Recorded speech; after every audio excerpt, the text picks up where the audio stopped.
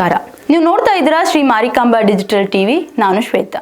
ತಾಲೂಕಿನ ಗುಡ್ನಾಪುರ ಕೆರೆ ತುಂಬಿದ ಹಿನ್ನೆಲೆ ಶಾಸಕ ಶಿವರಾಮ್ ಹೆಬ್ಬಾರ್ ಸೋಮವಾರ ಬಾಗಿನ ಸಮರ್ಪಿಸಿದರು.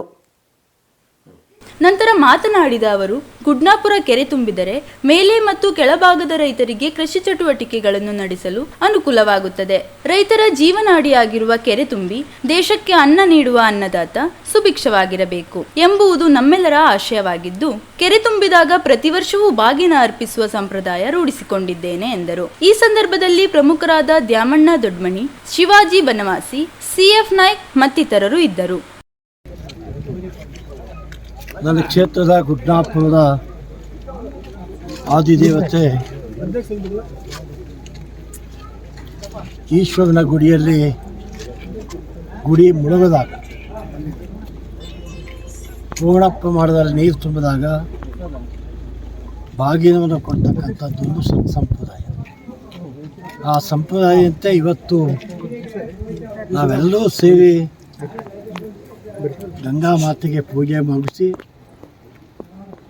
ಈ ಬಾಗಿನವನ್ನು ಅರ್ಪಣೆ ಮಾಡುವಂಥ ಕೆಲಸ ಮಾಡಿದ್ದೇವೆ. ಈ ಕೆರೆ ತುಂಬಿದರೆ ಮೇಲ್ಪ್ರದೇಶದ ಮತ್ತು ಕೆಳ ಪ್ರದೇಶ ಅನೇಕ ಜನಕ್ಕೆ ಕೃಷಿಗೆ, ಕುಡಿಯುವ ನೀರಿಗೆ ಸಾಕಷ್ಟು ದೊಡ್ಡ ಅನುಕೂಲತೆ ಆಗುತ್ತೆ. ಅದರಿಂದ ಪ್ರತಿ ವರ್ಷವೂ ಕೆರೆ ತುಂಬಲಿ, ಈ ಪ್ರದೇಶದ ರೈತರ ಜೀವನಾಡಿಯಾಗಿರ್ತಕ್ಕಂಥ ಕೆರೆ ತುಂಬಿ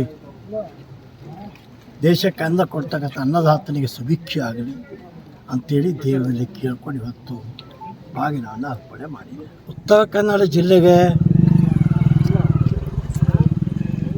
ದಿವಂಗತ ರಾಮಕೃಷ್ಣ ಹೆಗಡೆ ನಂತರದಲ್ಲಿ ಮುಖ್ಯಮಂತ್ರಿ ಸ್ಥಾನ ಮತ್ತೊಮ್ಮೆ ಬರೋದಾದರೆ ನಾವೆಲ್ಲರೂ ಭಾಳ ಸಂತೋಷದಿಂದ ಸ್ವಾಗತ ಮಾಡ್ತೇವೆ. ಇದರಲ್ಲಿ ರಾಜಕೀಯದ ಪ್ರಶ್ನೆ ಅಲ್ಲ.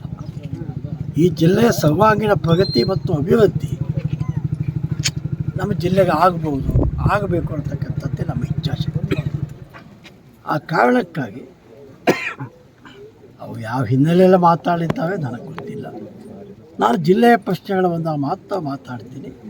ಜಿಲ್ಲೆಗೆ ಒಬ್ಬ ಮುಖ್ಯಮಂತ್ರಿ ಬರೋದಾದ ಬರ್ತಾರೆ, ಸಂತೋಷ. ಅದಕ್ಕೆ ನಿಮ್ಮ ಸರ್ಕಾರ 36 ಜನ ಶಾಸಕರಿದ್ದಾರೆ. ಶಾಸಕಾಂಗ ಪಕ್ಷ ನಿರ್ಣಯವೇ ಅಂತಿಮವಾಗುತ್ತೆ, ಹೈಕಮಾಂಡ್ ನಿರ್ಣಯವೇ ಅಂತಿಮವಾಗುತ್ತೆ. ಸರ್, ತಾವು ಕಳೆದ ವಿಧಾನಸಭಾ ಚುನಾವಣೆಯಲ್ಲಿ ತಮ್ಮ ಕ್ಷೇತ್ರದಲ್ಲೂ ಪಕ್ಷ ವಿರೋಧಿ ಚಟುವಟಿಕೆ ಆಗಿತ್ತು ಹೇಳುವಂಥ ಮಾತನ್ನು ಹಿಂದೆ ಚವಿಣ ಮಾಡಲಿಕ್ಕೆ ಹೋಗೋದಿಲ್ಲ. ಎಷ್ಟು ಸಲ ಮಾತಾಡಿದ್ರು ರಿಸಲ್ಟ್ ಒಂದೇ. ಶಿಸ್ತಿನ ಪಕ್ಷ ಗೊತ್ತಾಗತ್ತೆ. ಶಿಸ್ತಿನ ಪಕ್ಷಕ್ಕೆಲ್ಲ ಗೊತ್ತಾಗತ್ತೆ. ಜಿಲ್ಲೆಯಲ್ಲೂ ಗೊತ್ತಾಗುತ್ತೆ, ರಾಜ್ಯದಲ್ಲೂ ಗೊತ್ತಾಗತ್ತೆ ಯಾವ ಶಿಸ್ತಿನ ಪಕ್ಷ ಏನಾಗಿದೆ. ಬಸವನಗೌಡ ಪಾಟೀಲ್ ಯತ್ನಾಳವರು ವಾಚಾವಗೋಚರವಾಗಿ ಮಾತನಾಡ್ತವೆ, ವಿಧಾನಸಭೆ ಒಳಗೆ ವಿಧಾನಸಭೆ ಹೊರಗೆ. ಹಿರಿಯ ನಾಯಕ ಅಂತ ಯಡಿಯೂರಪ್ಪನ ಬಗ್ಗೆ, ಮಗನ ಬಗ್ಗೆ ಪುಂಖಾನುಪುಂಖವಾಗಿ 1000 ಕೋಟಿ ತೊಗೊಂಡು ಮುಖ್ಯಮಂತ್ರಿ ಮಾಡೋದು ಅಂತೇಳಿ ಏನು ಮಾಡಲಿಕ್ಕಾಯಿತು? ಏನು ಮಾಡ್ತಾ ಇದ್ದಾವೆ? ಅದಕ್ಕೆ ಮನೆಯವರು ಮಾತನ್ನು ಹೇಳಿದೆ, ನಮ್ಮಂಥವ್ರು ಮಾತನಾಡಿದ್ರೆ ಸಿಟ್ಟು ಮಾಡ್ತವೆ. ದೊಡ್ಡವ್ರು ತಿಂದು ಔಷಧಿ ತಿಂದು, ಬಡವರು ತಿಂದು ಹೊಟ್ಟೆಗಿಲ್ಲದೆ ತಿಂದು ಅಂತೀರೋ ಮಾತನ್ನು ಅದಕ್ಕೆ ಉಚ್ಚಾರ ಮಾಡಿದ್ದು.